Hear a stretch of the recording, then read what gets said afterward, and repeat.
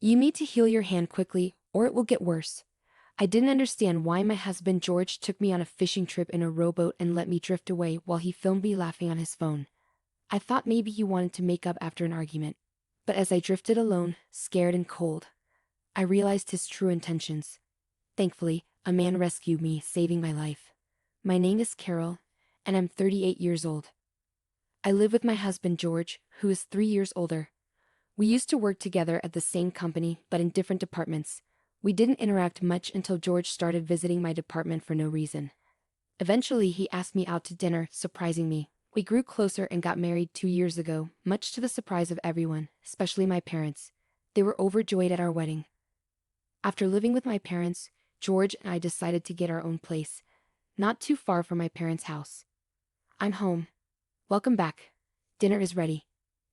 Is that curry I smell? Yes, it is. Let's dig in quickly. Awesome, your curry is the best. I usually take care of the housework because I finish work on time and don't have to do overtime. Even when I lived with my parents, I enjoyed cooking and cleaning, so it's no trouble for me. But on weekends or when George gets off work early, he takes over. Our life as newlyweds was going really well without any problems. But about a year and a half into our marriage, things started to go downhill. One day, while we were eating, George sighed and said, "You're lucky, Carol, not having to work overtime."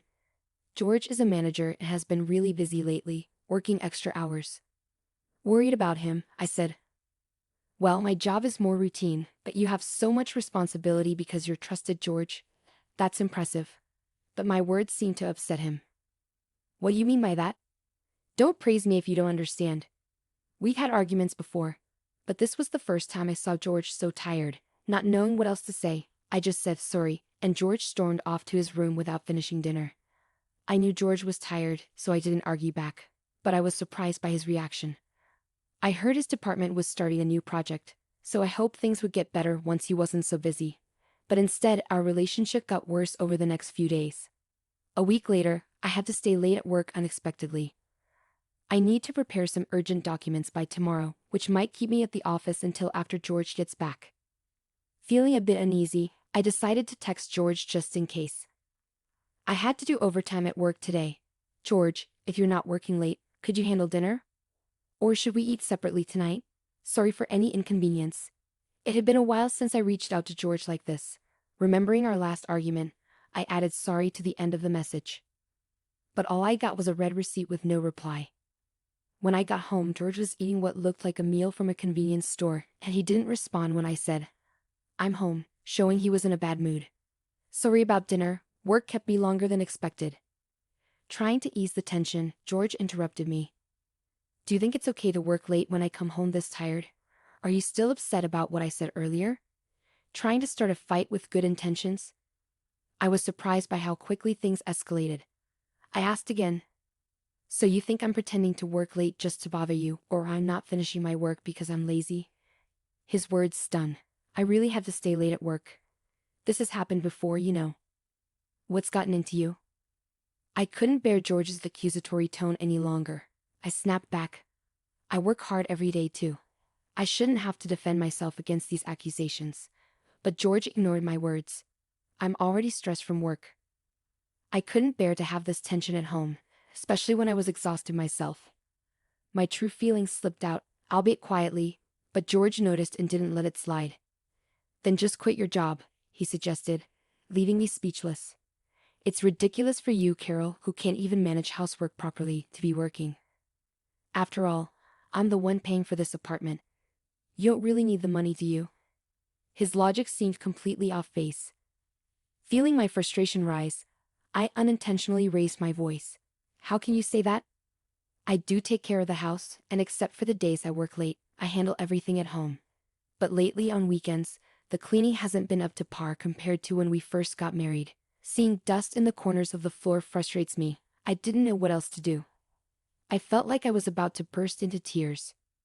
"You'd have more time to focus on housework if you quit your job, and it would be easier for you too. I'll even talk to management for you," I replied. "I don't think we should be discussing this right now." I decided to pause the conversation to give it some thought. I enjoy my job and don't want to quit, but perhaps if I supported George as a full-time homemaker, We could go back to being the happy couple we used to be. It wouldn't be wise to make such a big decision hastily.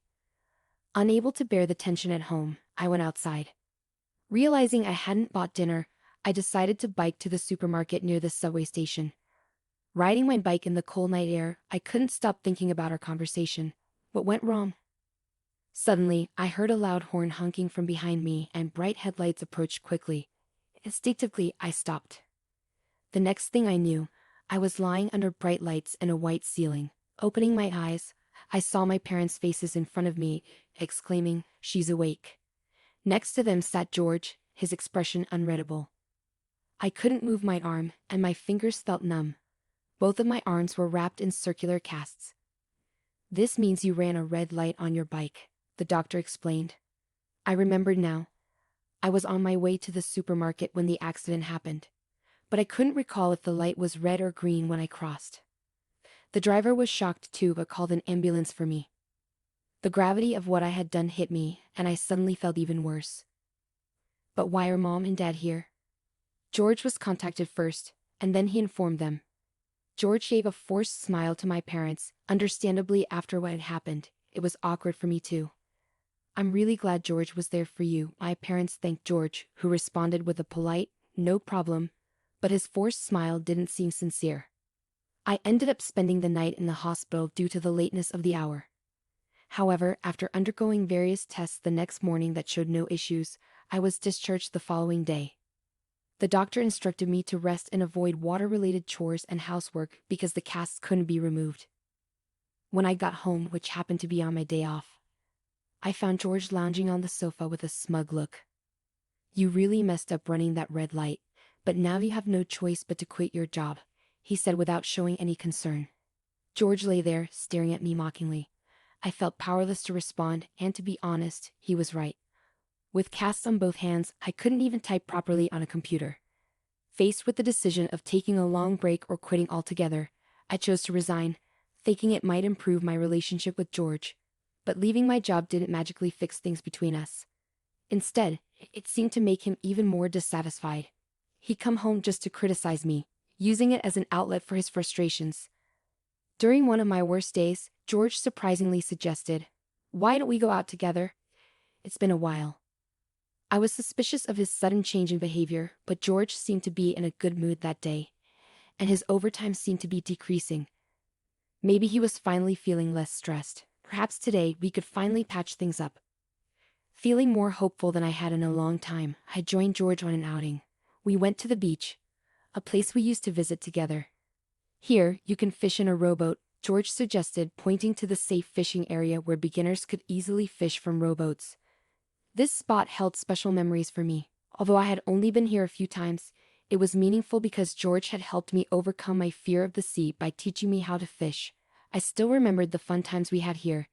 "It's not scary, it's nostalgic," I said to George, who simply replied, "Yeah." Having a normal conversation without any snark or arguments felt incredibly refreshing and genuinely joyful after so long. After renting a boat, we successfully got on board. "Here, Carol," George said, offering his hand to help me aboard, just like old times. I carefully grasped his hand to get into the boat, being extra cautious since I couldn't use my hands to stabilize myself. Sitting down, I was reminded of our dates before we got married, which made me happy. Now we can finally get back to how we were, I thought, hoping this outing could mend our relationship. I looked at George, who then flashed a mischievous grin and kicked the boat off. "Huh!" I exclaimed, but my voice was drowned out by the sound of the kick. With a sudden jolt, the boat shot out to sea, quickly drifting away from the dock where George stood. Even though I wasn't rowing, George took out his phone and filmed me, laughing and taunting, "You better heal that hand fast, or it's going to be bad." In that moment, I realized I had been tricked. I blamed myself. I had thought that if George's workload decreased and I did the housework perfectly, we could reconcile. But I was wrong. This was George's true nature. Realizing this, I felt frustrated, ashamed, and sad, and tears started flowing. Sniffling and breathing in the sea breeze, I felt the fear of being alone at sea overwhelm me. I just wanted to go home. As I sat there, eyes closed, trying to push through the fear, a man's voice startled me. "Are you okay? You're about to drift out of the safe area, and are those casts on your arms?" There was a man. likely a father and a boy who looked a lot like him. But when our eyes met, the man exclaimed, "Oh, aren't you Carol?" with a gentle voice. I remembered him. He was Matt, George's colleague who had come to our wedding. That meant the boy next to him must be his son, Mark, who had grown a lot since our wedding. I didn't notice. What happened to you in that state? Weren't you in a bicycle accident? Matt asked, clearly confused. Yes, I was, and now I'm stuck here, unable to row. All because George put me on this boat, I explained. Matt seemed taken aback, understandably so. Being put on a boat by one's husband and left adrift at sea sounded like something out of a drama. Let's call for help, Matt said, raising his voice and calling out to the boat rental staff. Thanks to him, I was saved, while Mark played on the beach. Through tears, I told Matt everything about George, how he had treated me, and how I ended up adrift at sea today. Gradually, Matt's face grew pained, and he cried with me. It must have been hard, he said softly, offering a comforting word. I nodded, tears streaming down my face once again. Then Matt made a suggestion. I've been having my own thoughts about George recently. Would you let me handle it? After our conversation, Matt drove me home in his car. During the ride, Mark talked a lot, providing me with a genuinely enjoyable time for the first time in a while. I dreaded coming home, but it was unavoidable. With trepidation, I opened the front door to find George lounging carelessly in the living room. He smirked at me and said, "Wow, you're back. Always lucky with survival, huh?" Unable to find the energy to respond, I ignored him and went straight to my room to get ready for bed. The next morning, I didn't make breakfast for George and stayed in my room. With my hands in this condition, I couldn't cook properly anyway. But even before the boat incident, I had tried so hard to please George, even buying delicious bread. Now, all those efforts felt pointless to me. I didn't give George much thought throughout the day, and before I knew it, night had fallen. The sound of the front door opening signaled an unusually early return for George. He barged into my room and started yelling abruptly, "Hey. It was you, wasn't it?" Confused, I asked what he meant. George's voice grew louder as he accused me. "Don't play dumb with me. You're the one who told my company. What's going on?" I remained unfazed by his words, replying, "I don't know what you're talking about, but whatever trouble you're having at work doesn't involve me anymore. After all, I'm not even working there anymore." I waved off George's accusations, feeling no need to cater to him anymore. Frustrated, George stormed out of the house. The real shock came 3 days later when George, who hadn't returned home during that time, walked through the front door looking as pale as a ghost. "Carol, what should I do?" he muttered, looking lifeless as he shuffled into the room where I was relaxing. "What happened?" I asked. "I've been fired from my job," he said. "Oh really?" I replied indifferently, watching as George collapsed to the floor. I had finally made it to manager. Despite his despair, I felt no sympathy for George because I knew this was coming. This was what Matt had hinted at when he said, "Leave it to me," during our conversation by the sea. According to Matt, George's behavior at work had taken a turn for the worse recently. He was mistreating his subordinates, dumping his work on others, falsely claiming overtime, and even harassing a new female employee, among other things. However, there was no solid proof of his actions, leaving them in a difficult situation.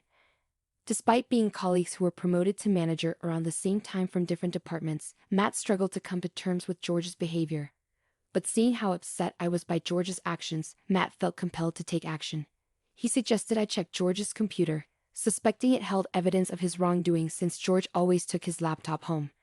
Matt couldn't investigate it himself.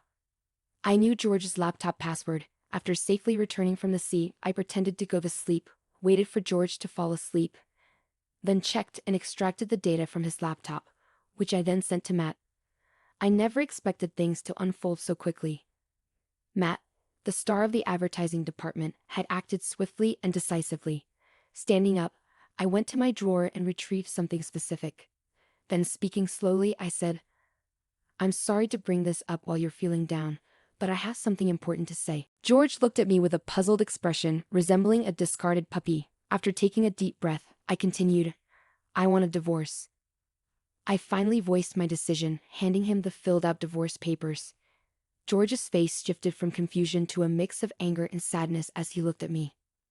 "Why do you want a divorce? Can't you show a little compassion, especially when I'm feeling so low?" he pleaded. His words left me stunned, almost tempted to throw them right back at him. I'm grateful to you for revealing your true nature, and I've already discussed this with my family, I stated firmly. This wasn't just bravado.